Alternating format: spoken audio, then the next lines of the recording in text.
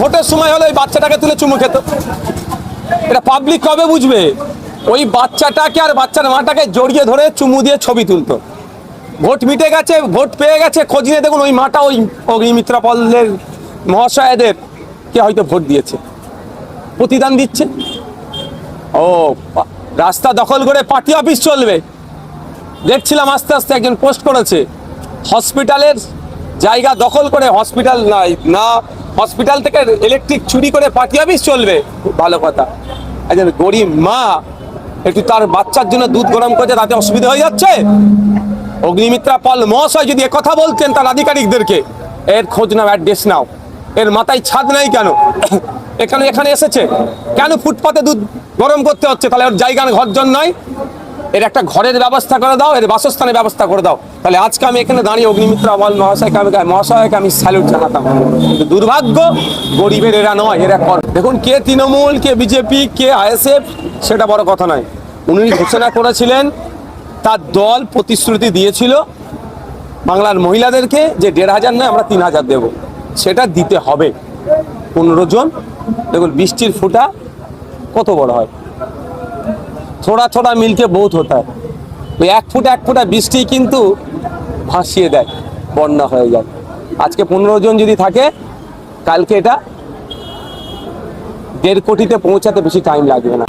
যখন ক্ষমতায় ছিলেন না, ক্ষমতায় আসার জন্য লক্ষ্মীর ভান্ডারের পরিবর্তে 3000 টাকা দিয়ে অন্নপূর্ণা যোজনা দেবো, আর ক্ষমতায় আসার পরে নিয়ম শিখ দেখাচ্ছেন। সরকারি চাকরি করলে তার বাড়িতে পাবে না, পাকা বাড়ি থাকলে নাকি পাবে না, এইসব গল্প করতে 12-13 পাতার ফর্ম দিয়ে মানুষকে পেরেশানি করা। আর এখন নতুন কি হলো, 10,000 টাকা বেশি ইনকাম করলে পাবে না। তারপরেও যারা সব ক্রাইটেরিয়ার মধ্যে আসছে, আন্ডার প্রসেস বলে তাদেরকে ঘুরানো হচ্ছে। গণতান্ত্রিক প্রক্রিয়ায় প্রতিবাদ জারি থাকবে।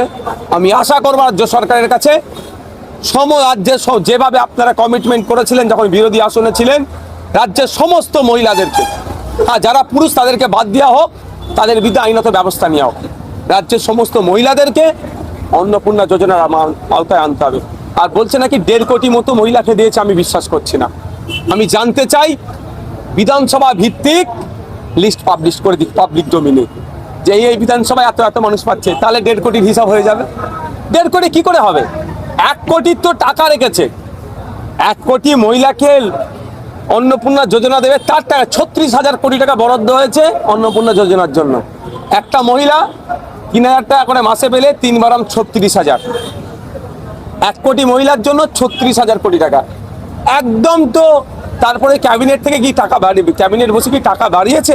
তাহলে যদি ক্যাবিনেট বসে লোক অন্নপূর্ণা যোজনার টাকা বাড়িয়ে থাকে, নিশ্চিতভাবে পাবলিক ডোমিনে আসবে। তাহলে এখন পুরো গোল করে ঘুমানো, মানে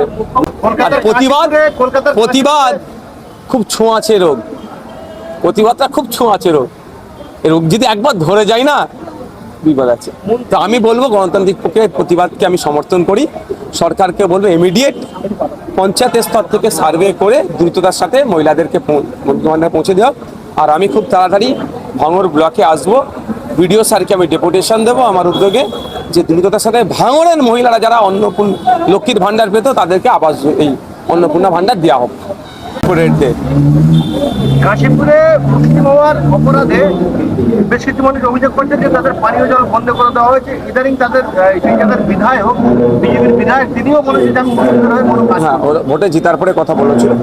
আমি কথা বলছি পানীয় জল বিষয়টা এবং বিদ্যুৎটা নাকি ছেড়ে দিয়েছে, পানীয় জল দেয়নি। তারা সম্ভবত এই বিষয়টা নিয়ে কোর্টে একটা মামলাও হয়েছে, সেটা আমি দেখছি, অন্যথা ওদেরকে দিয়ে আমি রিট করাবো।